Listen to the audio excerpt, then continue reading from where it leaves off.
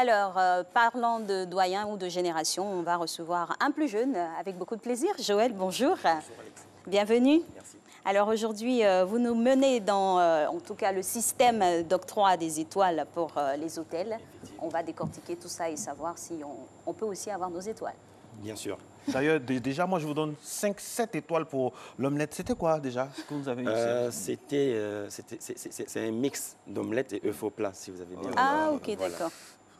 Avec une petite jardinière. Avec une jardinière jetée comme ça là-dessus. Merci. Bon, l'étoile au milieu, ça va se passer. Parlons d'étoiles. Ok. Déjà, c'est quoi une étoile pour une étoile, déjà, c'est un indicateur de performance.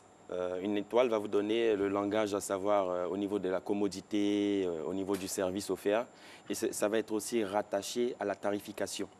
Très bien. Voilà.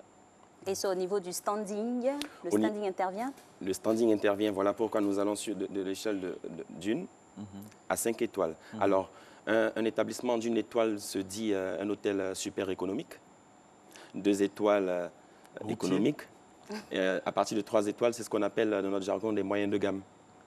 Et 4 étoiles, ça rentre toujours dans le moyen de gamme. 5 étoiles, ce sont des étoiles de luxe. Vous embellissez les termes du début. Quand on parle de super économique, on ne va pas se cacher. Hein? Oui. Et les maisons d'hôtes dans tout ça? Les maisons d'hôtes, c'est un statut particulier? C'est un statut particulier. Elles rentrent sous une autre dénomination. Mais par contre, elles peuvent faire une demande pour octroyer une étoile. Le top, c'est quoi? Combien d'étoiles? 10, 12? 7 étoiles. Burj Al Arab? Voilà. 7 étoiles. Et à Paris, vous avez des établissements qui dépassent les 5 étoiles, mais qui rentrent plutôt dans la conformité des palaces. Voilà, parce qu'ils ne peuvent pas mettre 6 étoiles ou 7 étoiles, donc ils rentrent dans le cadre de palace. Bonjour, expliquez-nous pas à part. Au-dessus d'une étoile, il y a une autre étoile, où il y a la lune. Hein. Alors, une étoile, c'est super économique. En d'autres termes, c'est vraiment... C'est du low cost. Voilà. C'est du low cost, mais reconnu à travers un certain service donné. Des normes. On parlait tout à l'heure de sûreté. On peut avoir même un hôtel qui n'est pas étoilé, peut bénéficier de la sûreté. Vous savez, en ce moment précis, il y a beaucoup de choses qui se passent dans les hôtels, en parlant de mœurs. Donc, vous avez aujourd'hui tous les groupes qui protègent, par exemple, tous les mineurs. Au cas où un réceptionniste s'hasardait à faire entrer un mineur ou une mineure avec un adulte, c'est un renvoi immédiat. Et là, tous les groupes internationaux le font aujourd'hui. Vous êtes sûr? Certains pour y avoir pratiqué un groupe, parce que vous avez des prédateurs sexuels. Oui. Vous avez des prédateurs sexuels, vous avez des touristes même sexuels. Oui, exactement, voilà. dans divers pays. C'est une étoile. 2 étoiles, ça commence à devenir un peu sérieux. 2 étoiles, ok, on commence à aller vers le moyen de gamme. Vous allez voir qu'il y a des hôtels qui vont se targuer d'avoir 2 étoiles plus. Ça veut dire quoi? Ça veut dire tout simplement qu'ils sont sur le processus d'obtenir une 3e étoile, mais ils ont une commodité qui leur manque. Par exemple, peut-être une conciergerie. Par exemple, peut-être la suite n'a pas été réglementée. Parce que certaines personnes galvaudent les termes. Il y a des abus de langage. Il ne faut pas confondre une grande chambre et une suite. D'accord. Voilà. La différence, c'est à quel niveau? La différence ira en termes de service, en termes de commodité offerte. Une grande chambre, ce n'est pas une suite. Et il y a beaucoup d'établissements qui se targuent de dire « j'ai une suite », mais vous rentrez dans la suite, c'est une grande chambre, comme je dis. Donc, il y a certains éléments qui vont avec. Et parlant d'étoiles aussi, il faut dire que les étoiles servent à appâter vos clients. Et on va rentrer dans la segmentation. Donc, vous verrez, par exemple, qu'un homme d'affaires, une clientèle de type affaires, se dirigera automatiquement au niveau d'un 4 étoiles ou au niveau d'un 5 étoiles. Parce qu'il est sûr d'avoir toutes les commodités, à savoir Internet, avoir un bureau, des produits d'accueil. Parce que même les produits d'accueil, nous avons des hôtels non étoilés qui en disposent. Le fameux petit savon. Le fameux. Voilà. Mais même au niveau des produits d'accueil, il y a des produits bien reconnus qui sont... D'accord. Soit dit en passant, en Côte d'Ivoire, on a combien d'hôtels 5 étoiles? Alors, en Côte d'Ivoire, aujourd'hui, on a notre fameux traditionnel. Non, je ne dis pas de nom. L'emblématique, le nous avons l'emblématique que tout le monde connaît. D'accord. C'est le seul. Il y a un deuxième situé pas loin de l'aéroport qui aurait pu l'avoir, mais pour des raisons de sûreté, a été obligé de modifier, je veux dire, sa construction. Parce que lorsque vous construisez auprès d'un aéroport, vous avez, certes, vous ne pouvez pas atteindre un certain niveau. Parce que si les étages montent beaucoup plus, vous pouvez par exemple lancer un obus sur... voilà. Et la capacité aussi intervient dans la capacité aussi intervient. La capacité intervient. Alors, comment l'on procède pour offrir ou octroyer les étoiles? C'est des compétitions? Comment ça se passe? Alors, elles seront délivrées par le ministère du Tourisme. D'accord. On fait une demande et vous allez avoir un barème, donc avec une checklist. Et les gens viendront, ils vous donneront une date à votre convenance. Et avec le premier responsable de l'établissement, les gens iront faire la visite tout en vous montrant les éléments sur lesquels vous pouvez travailler.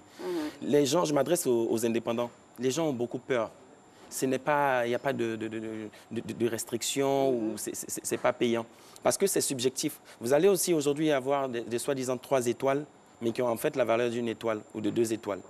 Donc, lorsqu'on est sûr de son truc, il faut s'y lancer. Avec l'affiche, on peut faire un truc à blanc.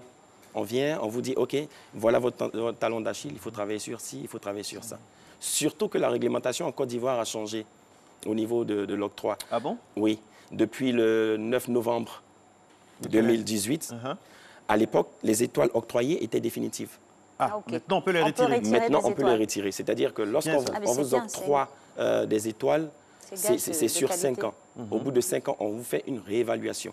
Allez, mettez-nous un peu, vous qui avez côtoyé des étoiles, des étoiles et aussi des hôtels de luxe en Afrique du Sud, le modèle anglo-saxon, est-ce qu'il diffère du modèle francophone ou bien c'est le même? Il diffère fortement du modèle francophone. En Afrique du Sud, comme ça, c'est un pays... c'est une grande puissance. C'est une grande puissance économique. C'est la première puissance économique. Enfin, on fait partie du top 3. Et puis, alors, comment le système d'octroi se passe là-bas? Avec les safaris, tout ça, j'imagine que là-bas, ce n'est pas du jeu. C'est une véritable bataille, effectivement. C'est une véritable bataille.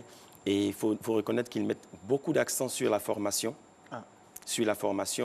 Et lorsque vous perdez une étoile, je veux dire, c'est catastrophique parce que vous avez tous vos clients qui se disent qu'il y a un manquement. Il y a la renommée, il y a la réputation qui émerge et qui émigre ailleurs. Il y a des petits détails, Joël. Par exemple, quand le client arrive, le réceptionniste se lève ou bien on transporte les bagages. Il y a des petits détails comme ça.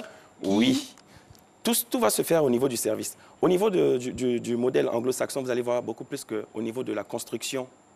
Ça va être assez différent que le nôtre. Ils ont une construction des commodités que je qualifie d'assez bourgeoise. Antique, mais bourgeoise.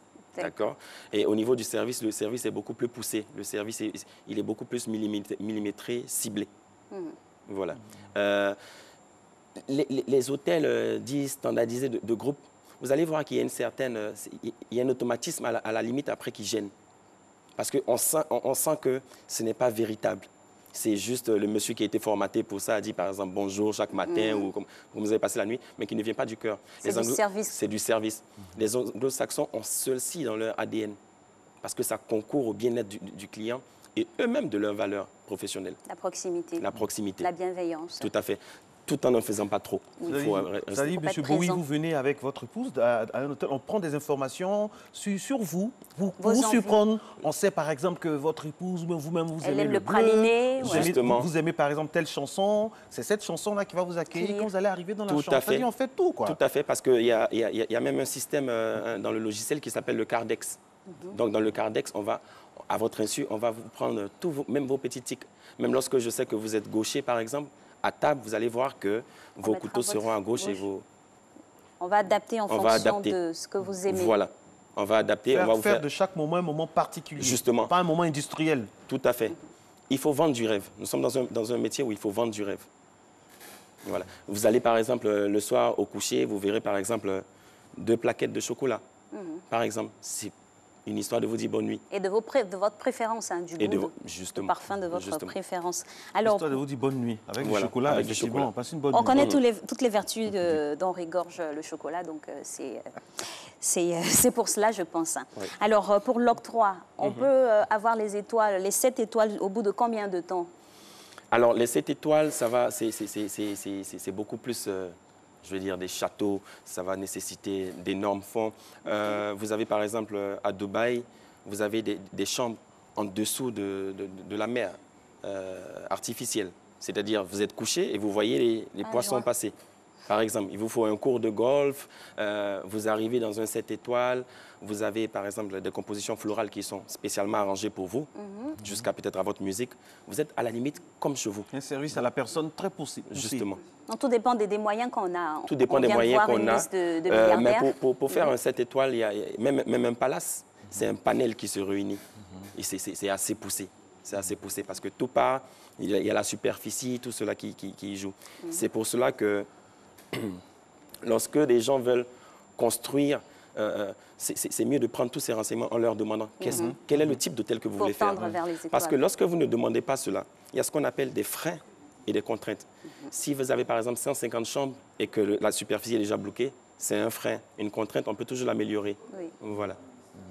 Merci beaucoup, Joël Bowie. C'est toujours un plaisir de vous avoir. Et ça passe tellement vite parce que tout ce que vous dites est très, très intéressant. On aurait pu mettre l'accent sur la sécurité parce que tout ça, c'est bien beau, mais quand il y a la sécurité du pays, dans l'endroit où on est, ça booste encore toute l'industrie hôtelière. Tout à fait. La semaine prochaine, on va creuser et puis parler d'un autre thème encore. Oui, la semaine prochaine, on parlera de services présidentiels et tout ce qui est chef d'État. Oui, lors de visites. Tout ce qui est protocolaire. Le service des personnalités, par exemple. Voilà. C'est tout un art. Le protocole, on ne le dira jamais.